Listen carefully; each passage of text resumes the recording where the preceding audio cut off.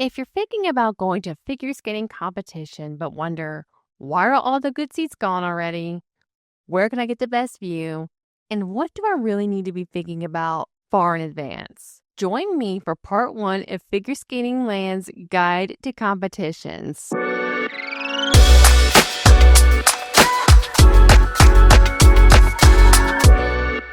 Today I'll be talking about a couple things to be thinking about when it's this far in advance to attending a competition, because most of the major ones are in October. So here are the things you need to be thinking about right now.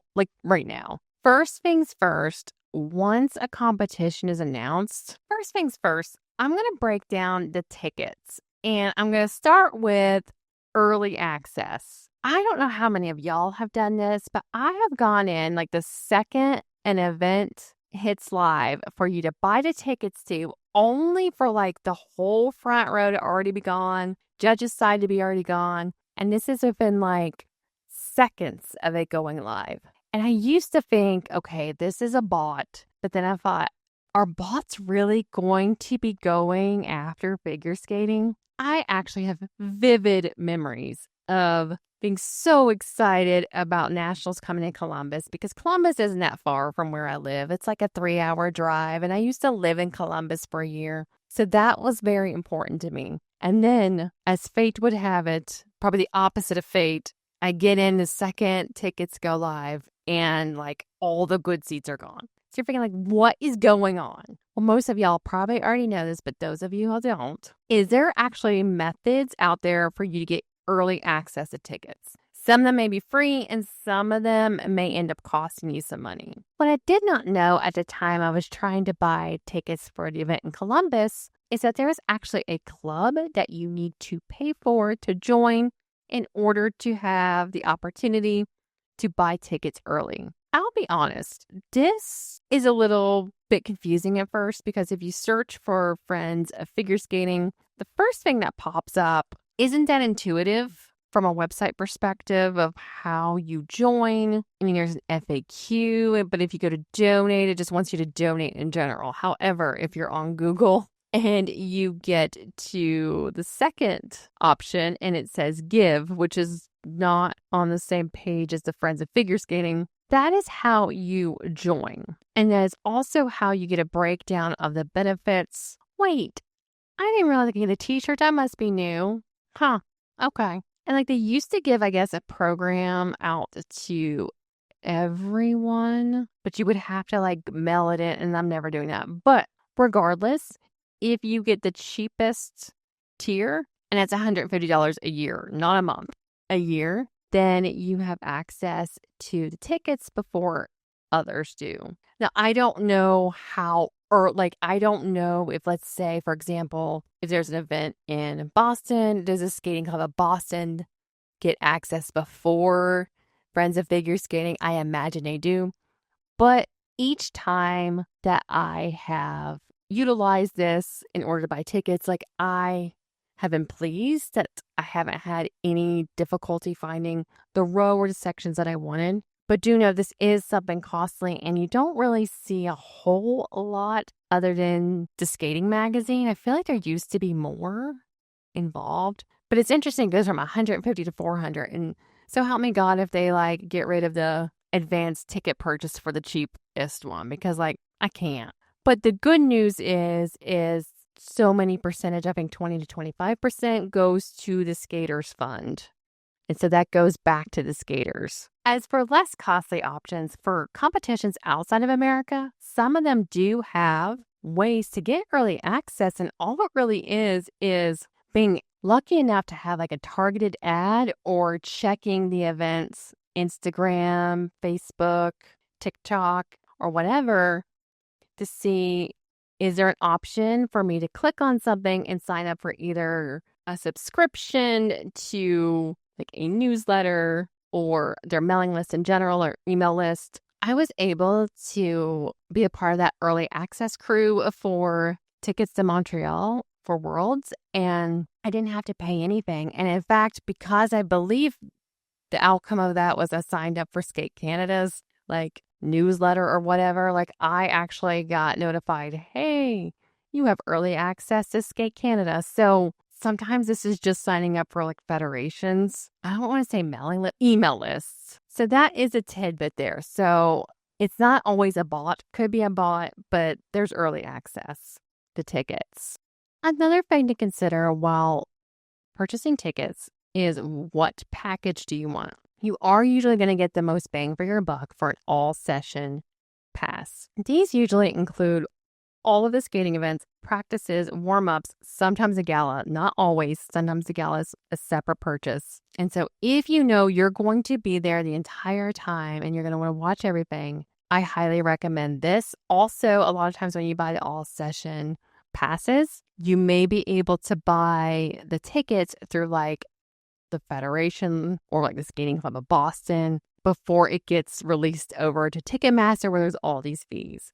Now that doesn't happen all the time. That was, of course, for Worlds, but that was a very, very helpful thing, buying that through them, the Skating Club of Boston, and not Ticketmaster. But if you know in your schedule it's not going to work out, and of course it's going to be cheaper to buy the weekend pass, just though you may not get all of the practice and warm-up perks, just depending on the competition. It can get kind of costly if you start buying the single session events. At one point when I thought I was going to go to Skate America in Dallas, I started looking, I was like, okay, I'm going to get this event and this event because I know I'm not going to stay the whole time. And then I realized it would add up a lot and just cost more. So be thinking about those things and be thinking about also if you know that you're going to attend like one event and then get real amped and pumped and then have FOMO and think, oh my gosh, I'm just going to buy another event. Like this stuff will add up. So think about yourself also. Like, are you going to be able to be restrained enough to only go to one single event? So now that you're getting ready to buy your ticket, you're thinking, where do I sit? There's a lot of different factors to keep in mind, of course, when it comes to finances and accessibility, but also some things to keep in mind. Every rink is different, completely different. I've had amazing views in some rinks where I was seated in the same spot or similar row in a different rink and visibility was difficult. My first tidbit is to look on the arena's website and see if they have like a way to select your seat and see your view from the seat.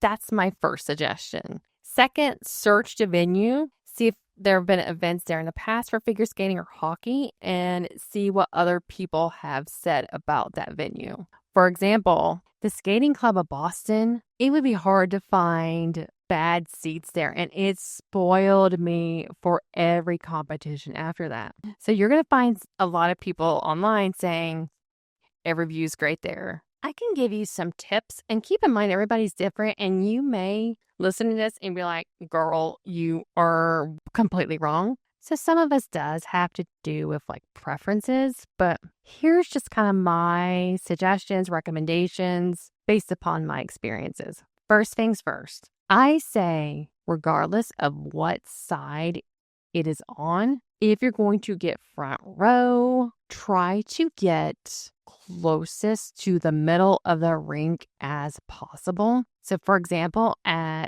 U.S. Nationals in Wichita, I had the judges and officials straight across from me. So even though the skaters were not facing me at the start and end of their programs, it was still an amazing view. I didn't have to strain my neck to see anything.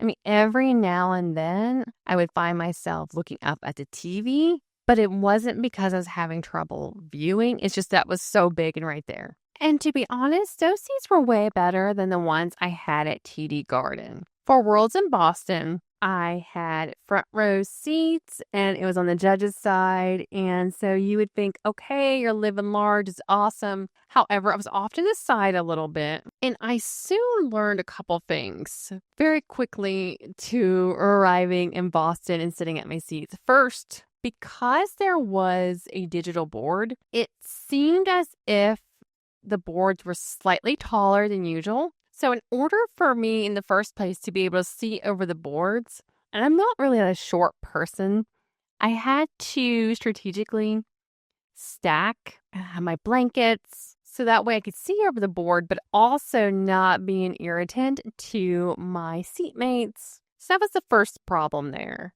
And then at one point, I soon realized, oh no, every time, let's say I'm like at the left side of the rink, every time a skater was near kind of like the kiss and cry going down the right side of the rink, it would be very hard to see them because a lot of people, without realizing it, we all accidentally do these type of things, would crank their neck in a certain way to try to see the skaters while they're at the other side of the rink. And therefore, while they're cranking their neck, it just got to be impossible at times. So there were times where I literally just could not see and would have to look up at the TV. Now, I had an amazing time at Worlds. Great seats in reality, but there were still just some like quirks to the seats. And in fact, at one point, a very tall man was beside of me, and I am so thankful that he, for some odd reason, only bought the tickets to watch a couple ice dancers. He was a delightful, wonderful human, just from my brief interactions with him.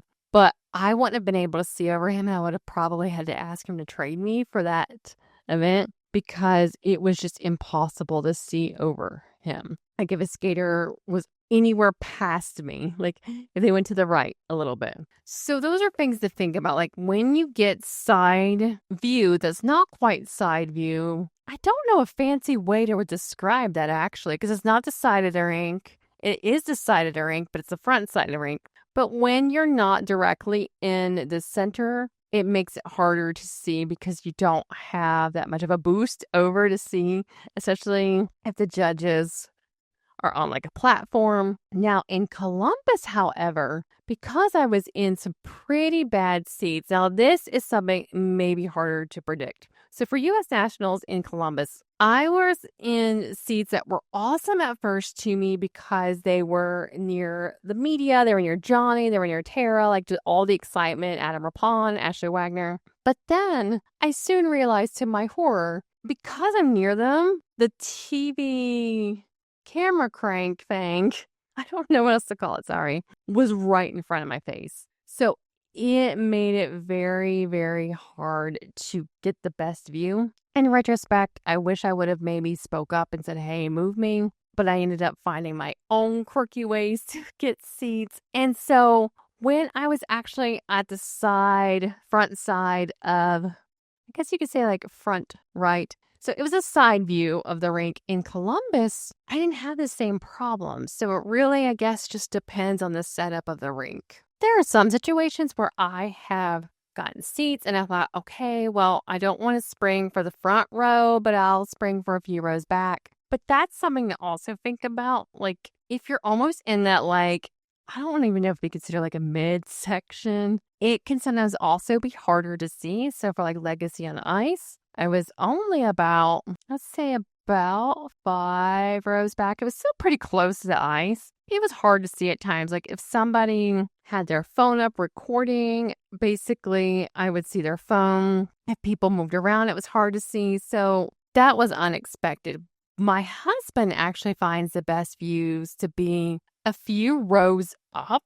And actually, when I was at Worlds, whenever we watched the practice sessions, I actually started to almost, I don't want to say have FOMO. I started to just be jealous a little bit of the people who were several rows up, because at the practice sessions, I got such a good view and I was able to see the lines better. Yes, I had stellar, amazing views when the skaters were near me at Worlds, but it was just a nice view to where I wasn't hurting my neck, having to like move it a certain way, look over my seatmate, and just had overall just a better view of the actual skating. So that is something to consider as well. Like you may actually want to be a few rows up. Like if you don't want to spring for the front row seats in the middle and you don't want to risk having your view obstructed if you're still a little bit far down. Further up actually might be better because you can still see in most rinks when you're further up. And hopefully these videos help explain which views I'm talking about. Another thing to be mindful of, now I haven't had this happen, but some have had it happen to where they buy seats on the judge's side, and where the platform is, it's hard to see over the judges. I did experience this during one of the practice sessions at Worlds. Like, had that been a seat I paid for, I would have been pretty tearful or got up the nerve to like ask if I could have a refund and be moved, because it was hard to see everything. I'll be honest though, I'm going to completely preface this. I feel like I've been spoiled by good seats. I did balcony seats at Montreal Worlds, and economically, it fit great. And I still got the whole spirit of the arena, the whole energy in the building, especially when Ilya won. Like, it was fantastic.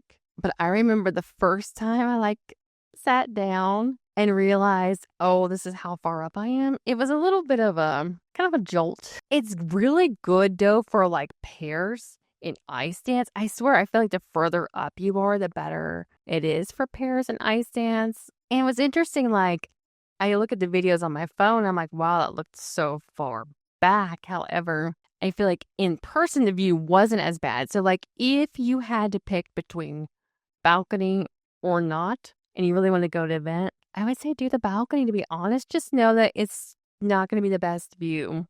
Like, you're going to get to see the lines, you're going to get to see the skating, you may even get like a better appreciation for maybe even the step sequences and footwork now that I think about it. But while it's not the same, you still get to just be a part of the event. Like, it's so awesome going to an event.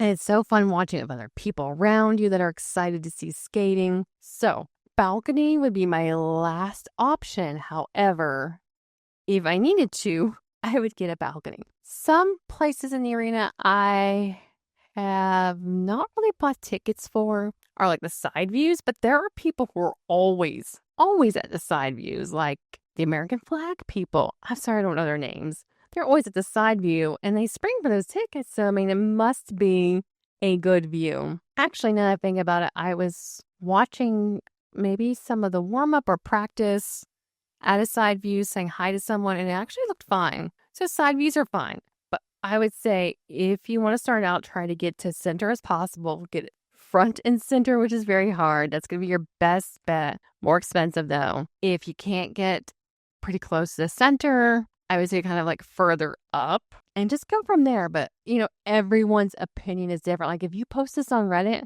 you'll see 20 million people telling you different things.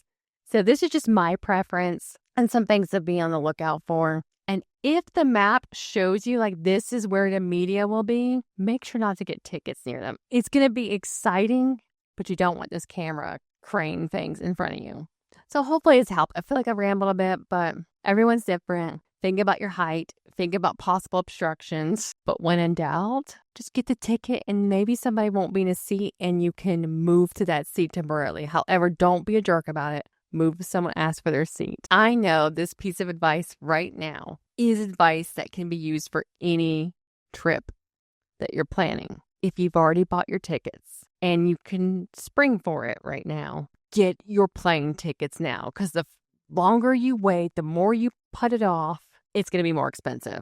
That just hit me then on Friday. I should probably be on payday. I should probably be buying some tickets. And something that I tend to not do, and I wish I did, whenever places are announced, look and see how much the plane tickets are going to be. Because I've been in a situation before where I was like, oh, I'm going to get the tickets to Skate America in Dallas. And then I was like, okay, well, it's, you know, I just got a single event, or maybe it was a single day. I don't remember. And I had all these daydreams of going, but then I waited too long and then looked up the flights from Charleston, West Virginia to Dallas, Texas, gasped and thought, can't do that. And then changed my mind. This is probably life hacks for everyone, but if you have a brain like Jillian's, this is why I'm telling you this. Think of the whole picture, because I get so excited when tickets go on sale that I sometimes don't think about the whole picture. So try to get your airfare pretty early on, because you don't want to be like Jillian and wait too late. Because I did that for Montreal and I'm like, oh, why did I do that? It made things more stressful. Just like I need to book the flight for the Summer Sizzler. I'm just going to pretend like this is not happening right now. Here is another, basically it's a life hack, but it's a really good thing to think about for attending a competition. Is as soon as you think you may want to go to an event, even if you are not 100% sure, first don't do this unless you know that you will set an alarm and pay attention to your alarm. Look for hotels near the venue. Get a reservation and put a reminder in your phone of how long you have until you're not allowed to cancel anymore. Be mindful, because I've done this before. Check to make sure that like you're not getting the cheaper fee by accidentally signing up for a room that you're not allowed to cancel. I accidentally did that at Montreal Worlds. That's a whole other cluster. What I did was I accidentally got my plane tickets and my hotel and my PTO. It was either the week after or the week before Worlds. I think it was week after because I was like, oh, that would have sucked to show up a week afterwards. And I am so thankful that these people at this hotel went against the rules because they knew I was clearly an idiot and canceled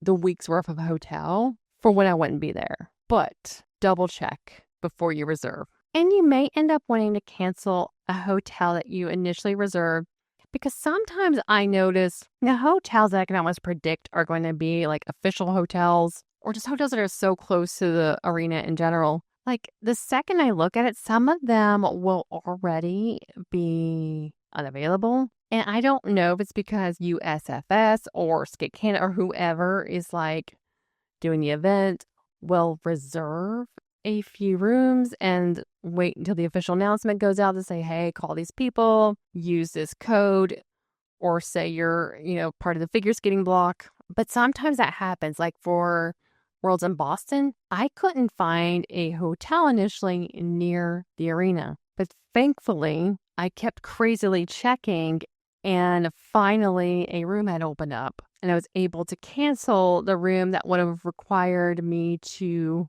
walk. And I know I would have ended up walking like a distance instead of like Ubering because I'd be like, somehow my stupidness would think, oh my gosh, if I just walk quickly, I get there fast. But anyway, so think of your hotel. But also keep checking your email because sometimes you'll also get an email about like, here are the hotels that are participating in kind of giving you a discount.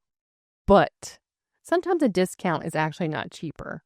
So double check that as well. However, most of them you have to call and you can't just like put a code in online, which is like a first world problem because then you have to call. So the take home of this portion, look at the hotels, sign up for hotels, make sure that you're not actually signing up for ones that you can't cancel. Make sure to set an alarm on your phone reminding you to cancel the hotels that you signed up for. And I think that's it. Like when it comes to hotels, just be vigilant. And also know that sometimes like the hotels that are closer, you can see that they're going to have a shuttle to the event, which if the hotel is not exactly as close as like walking distance to the event, but there's going to be a shuttle, that is a really huge help. So get your hotel right now. Even if that means you're opening up a tab right now, looking at your hotel while tuning me out, get your hotel now for reals. Although many of the competitions are quite a bit of ways from now, except Cranberry Cup is along the corner. I'll be honest, I haven't determined yet if I'm going to impulsively go to it, but by the time I make a decision, it won't be an impulse because I have enough time to think about it. But most of the events are still a little bit away, and it gives you time to really prepare. Look up the venue rules. So that way you'll know ahead of time, even this far out, can you make signs? Can you bring the signs? How big are the signs? I don't think we're going to run into another problem where there's Stuffed Animal Gate 2025, but be mindful of that. And if there is, see how many stuffed animals that are allowed so that you're not like spending lots of money on stuffed animals that you can't throw. And now actually is a good time to start slowly maybe building up your plushie hoard, if you want to call it that, so that you don't have to make a huge expense at once. What was really lovely to hear is at Stars on Ice, both Amber and Jason confirmed that they look at all the stuffies that are thrown, all the plushie stuffies. And, they can't take them all, but they at least look at them. And now several skaters have actually started donating them to local Ronald McDonald houses and hospitals, which is lovely. So if you're thinking like, oh, what's the point of this stuffed animal? They talked about how much they appreciate it, how much they go through and look at things, but also if they can't take it, it goes to a kid. So listen to me now. Start your hoarding collection of stuffies that you want to throw. I won't lie. I sometimes still LOL to myself. Sorry, I know that sounds very millennial. Of when someone on Reddit was like, I have a whole bunch of stuffed lobsters I need to get in. But I think they said like, I have a whole bunch of lobsters I need to get in the Worlds. Something along those lines. Because it was when they were like, hey, you can only bring like 2 stuffed animals.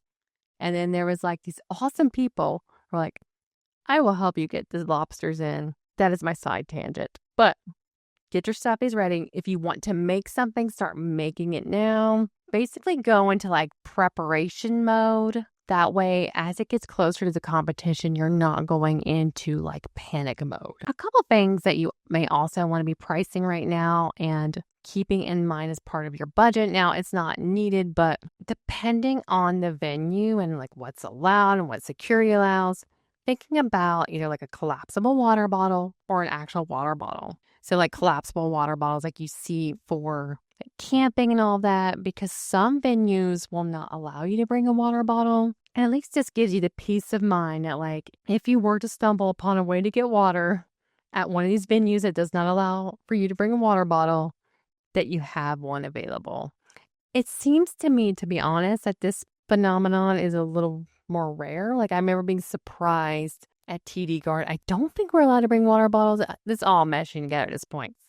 So just be thinking about small things like that. Like you don't have to purchase it now, but just keep that in mind. And you may also, depending on the venue, want to think about, do I want to purchase a clear purse? Is there a certain size purse I should be thinking about? So put those on like your to-do list. Don't have to do them now.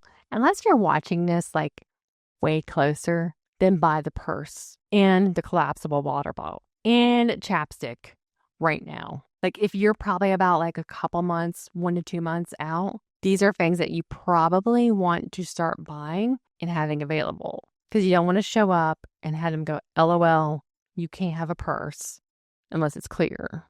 You need to go through metal detectors. Another thing to think about while thinking of like planning, a lot of people may not know this. When you're attending competitions, especially if all session tickets, you are able to watch the practices. And so that means, although the schedule may say, I'm just going to give you some hypothetical days. The schedule may say like a Thursday through Sunday. What that means though is most of the time on that Wednesday, that might be a day of practices that you get to watch. And it is really fun to get to watch the practices, get to watch the warm-ups. You just get to see the skaters like in their zone. And I, unfortunately, from a psychological perspective, will like pick up on a lot of the vibes. And sometimes I have to tell myself, don't be psychologizing this. But you get a lot of the vibes. And you also get privy to kind of like how they're doing, what their psyche is at that point.